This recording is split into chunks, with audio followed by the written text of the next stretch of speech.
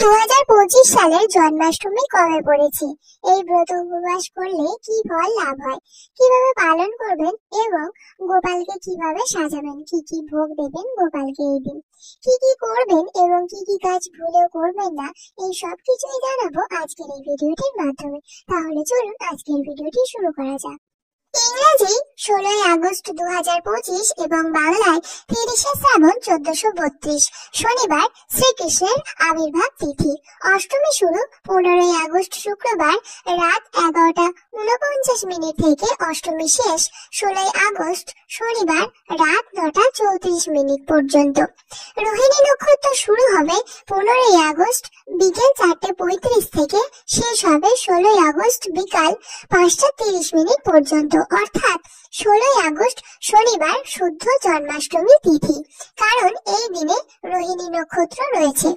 শাস্ত্রে বলা হয়েছে এবং স্কন্দ পুরাণ অনুযায়ী উদয়ে চাষ্টমী কিঞ্চিন নবমী সকলা যদি, অর্থাৎ সূর্য উদয়ের সময় যদি অষ্টমী তিথি যুক্ত থাকে এবং কিঞ্চিত নবমী যুক্ত হয় তাহলে সেই তিথিতেই জন্মাষ্টমী পালন করতে হয়। 16 আগস্ট শনিবার শুদ্ধ জন্মাষ্টমী তিথি, পালন পরের দিন রবিবার সকাল 6:45 মধ্যে পশ্চিমবঙ্গের সময় অনুযায়ী। এবারে চলুন জেনে নিই এই জন্মাষ্টমীর ব্রত উপবাস করলে কি ফল লাভ হয়। পাপ মোচন ও মুক্তি লাভ হয়। জন্মাষ্টমীর উপবাসে সমস্ত পাপ থেকে মুক্তি পাওয়া যায়। সন্দেহ নেই, ভক্ত বিষ্ণু লোকে গমন করেন। ভবিষ্যৎতর পুরাণে উত্তরখণ্ডের জন্মাষ্টমীতে উপবাস করলে জীবনের সকল পাপ দূর হয় এবং ভগবান বিষ্ণুর চিরধামে স্থান লাভ হয়। জন্ম মৃত্যু থেকে বন্ধন মুক্তি। যে ভক্ত জন্মাষ্টমীর দিনে ব্রত পালন করেন তার সমস্ত পাপ নাশ হয়। ভগবানের কৃপায় সে আর পুনর্জন্ম লাভ করে না। স্কন্দ পুরাণের বৈষ্ণব খণ্ডে বলা হয়েছে এই ব্রত ভক্তকে জন্ম মৃত্যুর চক্র থেকে মুক্তি দিয়ে চিরশান্তি প্রদান করেন। ইচ্ছা পূরণ ও সৌভাগ্য লাভ হয়। যে ভক্তি সহকারে জন্মাষ্টমীর ব্রত পালন করে ভগবান বিষ্ণু তার সমস্ত কামনা পূর্ণ করেন। এই ব্রত জীবনের সব শুভ ইচ্ছা পূর্ণ করে এবং অটল সৌভাগ্য প্রদান করে। ভগবত প্রেম বৃদ্ধি ও অন্তরের পবিত্রতা। উপবাসে জন্মানো পূর্ণ হৃদয়কে শুদ্ধ করে এবং কৃষ্ণ ভক্তি বৃদ্ধি করে। এই উপবাসে অন্তরের অপবিত্রতা দূর হয়, ভগবত প্রেম বৃদ্ধি পায় এবং কৃষ্ণ স্মরণ সহজ হয়। পরিবারের কল্যাণ ও রক্ষা কবচ। যে ব্যক্তি জন্মাষ্টমীর ব্রত যথাযথভাবে পালন করেন সে নিজের এবং তার পরিবারের মঙ্গল নিশ্চিত করে এবং ভগবান বিষ্ণুর কৃপা লাভ করে। গরুড় পুরাণ। এই ব্রত পালনকারী শুধু নিজের নয়, পূর্বপুরুষ ও পরিবারের কল্যাণ নিশ্চিত করেন এবং সংসারের অশুভ শক্তি থেকে রক্ষা করে। আর কিছুদিন পরেই পরমেশ্বর ভগবান শ্রীকৃষ্ণের শুভ আবির্ভাব তিথি তথা জন্মাষ্টমী। পরমেশ্বর ভগবান শ্রীকৃষ্ণ জগতের কল্যাণের জন্য আবির্ভূত হয়েছিলেন।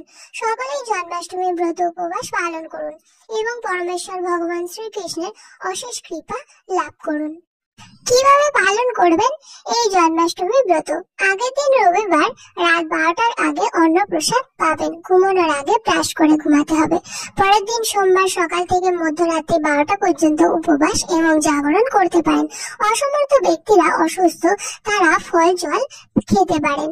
উপবাস থেকে হরিনাম জপ, কৃষ্ণলীলা শ্রবণ, ভগবানকে দর্শন, ভক্ত সঙ্গে হরিনাম সংকীর্তন, অভিষেক দর্শন করতে হবে এবং ভগবানকে অভিষেক করে একাদশী দিনের মতো অনুকল্প প্রসাদ সেবন করতে হবে।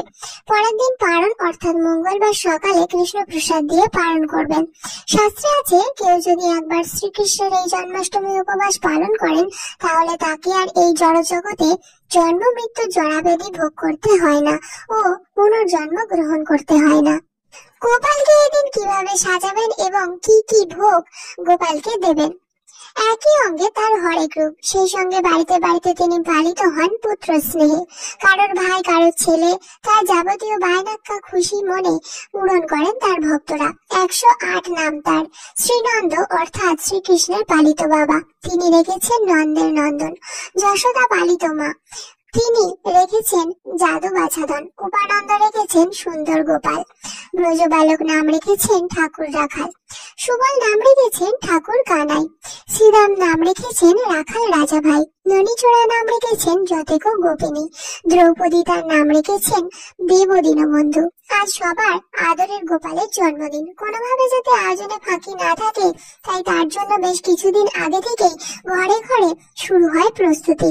গোপালের পছন্দের জামা, খাবার, গয়নায় সাজিয়ে তোলেন তার কাছের মানুষেরা। তবে ভক্তি ভরে যখন শ্রীকৃষ্ণের জন্মদিন পালন করা হয় তখন কিন্তু কিছু বিষয় মাথায় রাখতেই হবে। ভগবান শ্রীকৃষ্ণ মানে পীতাম্বর, ময়ূরের পেখম খচিত এক রূপ, আর তাই এই দিন তাকে উপহার হিসেবে অবশ্যই একটি ময়ূরের পালক দিন, কিংবা বাঁশির সঙ্গে বেঁধে দিন ময়ূরের পালক। শ্রীকৃষ্ণের সব থেকে পছন্দের রং হলুদ, তাই এই দিন চেষ্টা করুন হলুদ রঙের কোনো জামা পরাতে। এছাড়াও নীল কিংবা সাদা রঙের জামাও পরাতে পারেন। শোনা যায় ছোটবেলায় গোপালের পালক পিতা নন্দ ময়ূরের পালক দিয়ে তার কেশ সজ্জা করতেন, সেখান থেকেই ধারণা করা হয় নীল রং গোপালের বড়ই প্রিয়। হলুদের উপর তার বরাবরের আকর্ষণ, যে কারণে জন্মাষ্টমীতে তালের বড়া, তাল ক্ষীর, মালপোয়া, তালের লুচি এসব নিবেদন করা হয়। ব্রজগোপাল সাজতে কিন্তু ভীষণ পছন্দ করেন, আর তাই আজ যখন তার জন্মদিন তখন এই দিনের সাজ তো বিশেষ হবেই। গোপালের জন্য এদিন সুন্দর করে ফুলের দোলনা সাজান। সন্ধ্যাবেলা হলুদ দিয়ে নীল রঙের ঘাগরা পরিয়ে দিন ছোট্ট গোপালকে, কপালে থাক পাগড়ি, আর তাতে লাগিয়ে দিন একটা ময়ূরের পালক। এই দিন অনেকেই সোনার অথবা রূপোর গয়নার বাড়ি গোপালকে সাজান। হাতে দিন রূপোর বাঁশি। এছাড়াও গোপালের পছন্দের ফুল হলো জুঁই, বেল এবং গোলাপ। এদিন জুঁই বা বেলের মালায় গোপালকে সাজান। ঘর পরিষ্কার করে সুগন্ধি ছড়িয়ে রাতে বসুন কৃষ্ণের আরাধনায়। পছন্দের খাবার কিন্তু সাজিয়ে দিতে ভুলবেন না। সবশেষে চলুন জেনে নিই এই পুজোয় কি কি করবেন এবং ভুলেও কি কি করবেন না। জন্মাষ্টমীর পুজোর সময় বসার সময় শুদ্ধ বস্ত্র অবশ্যই পরুন। শ্রীকৃষ্ণের পুজোয় টাটকা ফুল ব্যবহার করুন। তামা, পিতল এবং মাটির প্রদীপ শ্রীকৃষ্ণের পুজোয় ব্যবহার করুন।